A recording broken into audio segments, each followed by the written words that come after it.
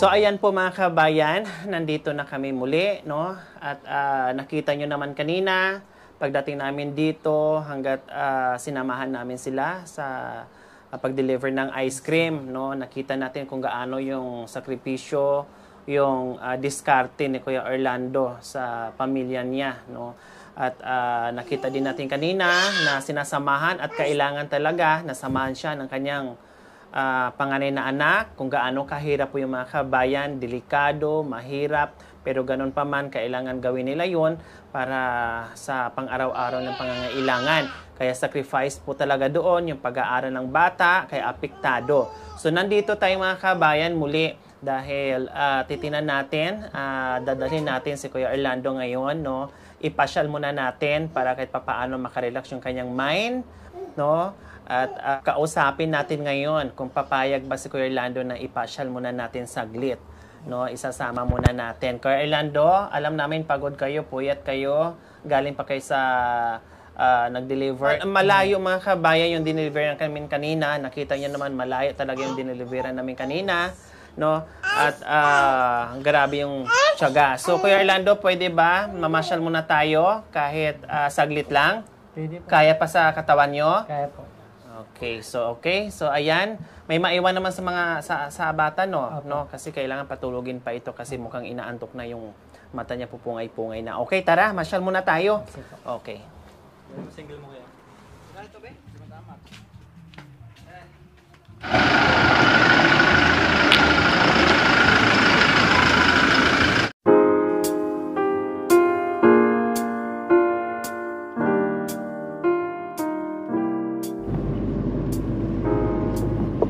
So ayan po mga kabayan, inibitahan muna natin ngayon mamasyal si Kuya Orlando. Kailang nagtaka siguro siya ngayon kung bakit hindi siya nakasakay dito sa loob ng sasakyan, no, nakasingle siya ngayon. Ayun, nakasunod po sa ating mga kabayan. Siyempre meron tayong surprise sa kanya. Hindi talaga niya alam ngayon mga kabayan na yung papuntahan natin ngayon, na akala lang talaga niya ay mamasyal tayo, pero hindi niya alam pupunta tayo doon dahil matupad na ang kanyang Plan C. Pupunta tayo ngayon, ipakakabitan natin ng kulong-kulong yung kanyang motor. So ayan po mga kabayan, hindi tayo natupad doon sa Plan A, Plan B dahil may mga balakid po mga kabayan, pero ganun pa man at tuloy pa rin ang pag-asa dahil yung Plan C po ay matutuloy na. Hindi lang po yung pangarap niya yung magkaroon ng kulong-kulong po mga kabayan. At the same time, mabigyan natin ng pag-asa yung mga anak niya na makapag-aral, na hindi na ito magiging hadlang sa pag-aaral ng mga bata dahil nakita naman natin kanina, no, nasamahan natin yung pag-deliver ng ice cream, kung gaano kahirap, tiyaga, sipag, diskarte ng mag-aama para lang maihatid yung negosyo nila na itong pag-ice cream mga kabayan. Kaya ito, gumawa tayo ng paraan at awa ng Diyos ay nanaig yung pagmamahal ng ating mga sponsors na nabigyan ng bagong pag-asa, no, para tuloy-tuloy mag-aral yung mga bata, no? O katulad kanina, halimbawa Monday o may pasok si Lance, kailangan na mag-deliver at kailangan ng katuwang na hahawak doon sa Monobela sa pedal na pinaglagyan ng ice cream. Walang choice, absent ngayon si Lance, at si ate naman absent din kasi magbantay doon sa ading nila na bunsong kapatid. Kaya ngayon, maraming salamat dahil nabigyan natin ng pag-asa at syempre matutuwa si Kuya Orlando at yung buong pamilya.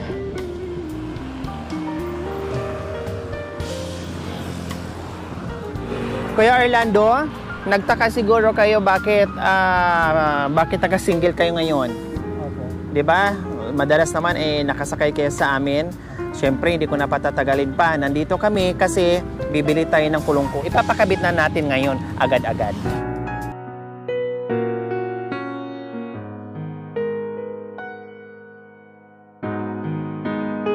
Uuwi kayo na hindi na kayo nakasingil, uuwi kayo na masaya kayo at matutupad na ang Plan C ni Kuya Orlando!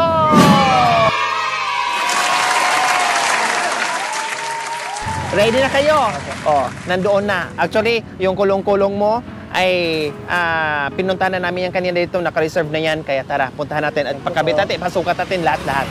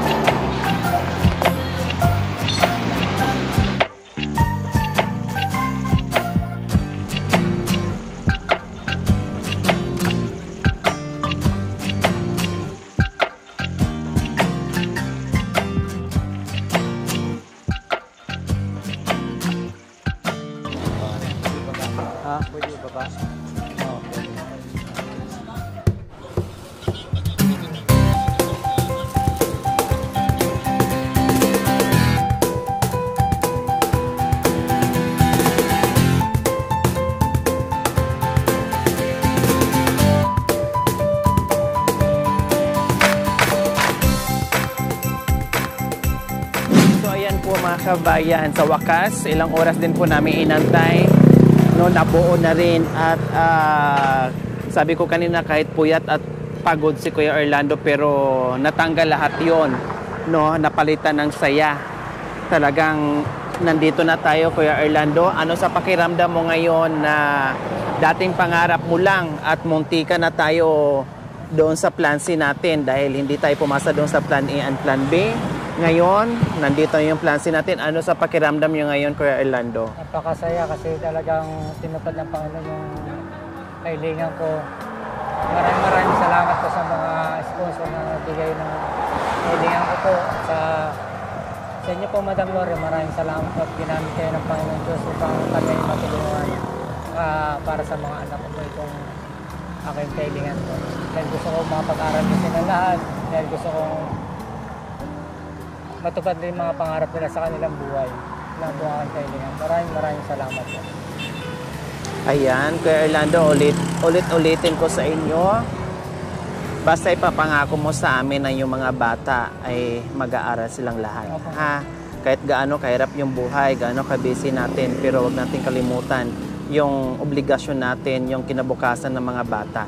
Kaya ginawa natin ng paraan, yung naudot na plan A and plan B, sinubukan natin yung plan C, pero pinagkalob sa atin ng Panginoon kasi may purpose si God para sa pamilya mo, lalong-lalo na doon sa mga bata. Okay? So, uwi na tayo. Pwede bang dyan ako sasakay?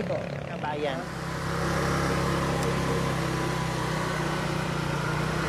Yehey! Maraming salamat po sa ating mga sponsors. Meron na naman tayong pamilyang napasaya dahil sa biyaya at sa inyong gininto ang puso. Maraming salamat. Masaya ba si Kuya Orlando? Opo, thank you po. Maraming salamat po, Lord. Ito yung sinasabi ni Kuya Orlando na pag naglako siya, no, ay mabibit-bit na niya yung kanyang bunsong anak kasi pwede na ditong umupo. Hindi na niya dapat kargahin, no? Nakaupo na dito at the same time nandito na yung paninda niya. O, di ba? Kaya wala nang dahilan na hindi makapag-aral yung mga bata. Makakapag-aral na sila ng tuloy-tuloy. Tama, Kuya Orlando? Opo, salamat.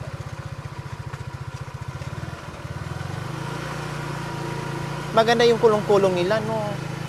Malinis, maayos yung pagkagawa. Saka matibay. At nagdagdag tayo dito ng second shock. Tama? Para magiging matibay at hindi siya tad-tad. Maganda yung kanyang pagdating sa sa road. Yung takbo niya. Wow! Buti naman, kasya lang talaga. Saktong-sakto. Yan, bubo.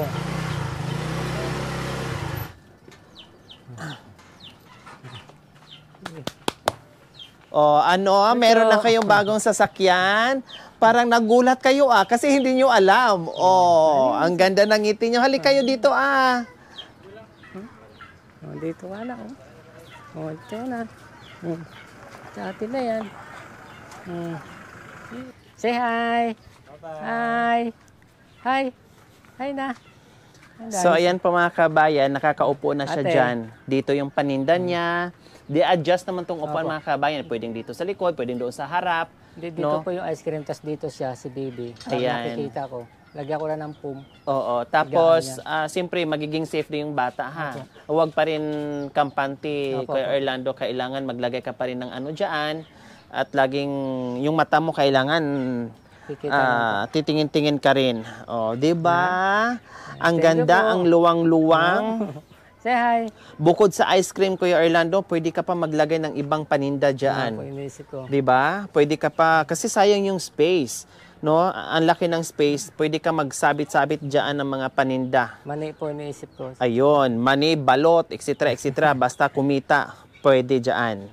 Oh, nagulat yung mga anak niya, no? At hindi kasi nila alam, basta dinagit lang namin yung kanilang papa, no? Basta mamasyal lang kami, hindi pala na alam na inabot tayo ng ilang oras din, Kuya Orlando, no? 3 oras. 3 hours, no? Bago na buo ito. Ibig sabihin, bago na ikabit. Kasi marami pang ginawa. Marami dinugtong dyan para maikabit yung kulong-kulong. Okay? Ay, meron pala ditong lagayan, kuya, oh. Pintuan po. Pintuan. Meron palang pintuan. Ayun.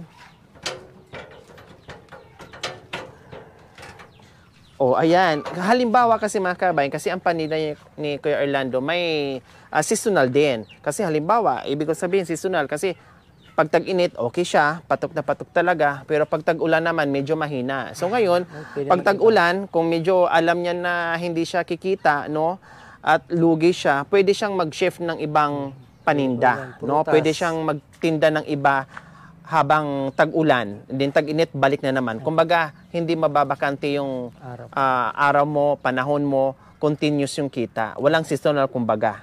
Okay, so ayan po mga kabayan. Si Baby, hindi na bumaba. Si Precious, oh. Yan. O ba, di pa dinala yung chinilas. Ayaw madumihan. Okay, syempre, oras na para magpasalamat tayo sa ating mga butihing puso ng ating mga sponsors, no, na walang sawang tumulong sa atin, na walang sawang magtiwala sa ating munting adikain, walang sawang pagmamahal niyo po sa amin, no, at pagbibigay ng pag-asa sa mga tulad nila na lubos na nangangailangan. Okay? Magpapasalamat po tayo sa walang sawang pagmamahal. Lola Maria from Macau, nagpaabot po ng 2,000. Ma'am Linda Stain from USA, nagpaabot mo ng 5,000. Ma'am Rita from California, nagpaabot po ng 2,439. Ma'am Carol and Sir Bin Diaz, 11,082.59. Ma'am Leonora New Hook, nagpaabot po ng 15,000. So matotal po yung kanilang sponsor ay 35,521.59. Ito po ay kung sino po yung mauna, no, magbigay at ma-receive kong pera. So doon po ako magsunod-sunod sa listahan. Wala po yung sa malaki o maliit, no, kundi kung sino yung mauna, yun po yung isusulat ko. Okay? So 35,521.59. Syempre, yung meron tayong grocery, no, yung kulong-kulong natin na 14,500 plus yung shock natin, nandito naman lahat yung resibo, no, yung 35,529.21.59 less yung sa expenses natin, may natira si Kuya Orlando ng 15,791.59. So itong 15,000, almost 16,000, ito yung gagamitin ni Kuya Orlando gamit ng mga bata, no? Kasi pasukan na, nag-iwan tayo ng pera, no, para pang school supply at gamitin pangbili para mag-aral na kayo. Kuya Lance, meron ng pambili ng school supply, wala nang problema. And Ate Princess, meron na. Kuya Junior, meron na. Ha? Lahat kayo ay meron ng pambili. Si Papa hindi na niya problemahin, iisipin dahil meron na kayong pambili. And then, yung sobra doon sa school supply, yun na naman magiging budget nila sa pasukan, no? And then yung iba doon, syempre, kung walang puhunan, doon dudukot. The rest, itago para pag wala, merong huhugutin. Okay? So ito po mga kabayan yung grocery nila. Syempre, para wala nang problemahin, total package na yung ginagawa natin mga kabayan para makaginhawa, no, na walang iisipin. Nandyan na lahat yung hanap buhay, yung panimulang dagdag puhunan, gamit ng mga bata, pagkain nila. So ito na po yung ginagawa natin. Kompleto Ricados na po. Okay? Okay, sige. Merong isang sakong bigas, assorted groceries natin at isang tray na itlog. Plus 15,791.59. 1,000, 2,000, 3, 4, 5, 6, 7, 8, 9, 10, 11, 12, 13, 14, 15, 15, 5, 6, 7, 8. So, saktong 8 yan. 15,800. 800. Kuya Orlando, anong mensahe natin sa mga walang sawang sumuporta at pagmamahal na binibigay sa atin lahat ng ating mga sponsors? Maraming salamat po unang-una sa ating Panginoon Diyos na talagang gumagamit ng mga anak niyang Panginoon na tao na pang kami gabayan, tulungan po. Lalo na kay Madam Lori po, maraming salamat po na ginamit ng Panginoon Diyos na kami gabayan, tulungan na aming pangangailangan po. Maraming salamat po talaga. Sa itong kailangan ko na ito po ay huwag po kayong mag-alala dahil gagamitin ko po ito para sa mga anak ko. Dahil gusto ko po na makapag-aral po sila mabuti. Dahil naawa po sa kanila hindi nakapag-aral. Yun na po aking munting kailangan po. Tito, tita, maraming salamat po kasi makapag-aral na po kami. Salamat po makakapag-aral na po kami. Salamat po sa tulong. Ayan po mga kabayan, no? Pati yung mga mukha ng mga bata na nabalitaan nila na hindi na mahirapan yung tatay nila, no? Lalo na si Lance. Nakita nyo naman kanina kung gaano kahirap yung ginawa namin. Nag-deliver sila ng ice cream. Sinundan talaga natin para makita natin actual yung ginagawa nila. So, hindi na nila magagawa yon kasi meron na ito. Yun yung goal natin mga kabayan, no? Yung ginagawa nila noon, ngayon hindi na, para makapag-aral yung mga bata. So, ito yung goal natin dito, na makapag-aral muli yung mga bata. Okay? So, ayan po mga kabayan. Maraming salamat po muli sa inyong lahat. No? Maraming salamat po sa walang sawang pagmamahal sa ating mga sponsors, subscribers, followers, YouTube members, viewers, commentators, sa lahat po nakikiisa. Maraming salamat. So mga kabayan, huwag niyo pong kalimutan, pakishare at subscribe sa aking YouTube channel, Lori Aquino Talita. Maraming salamat po. God bless us all. Bye!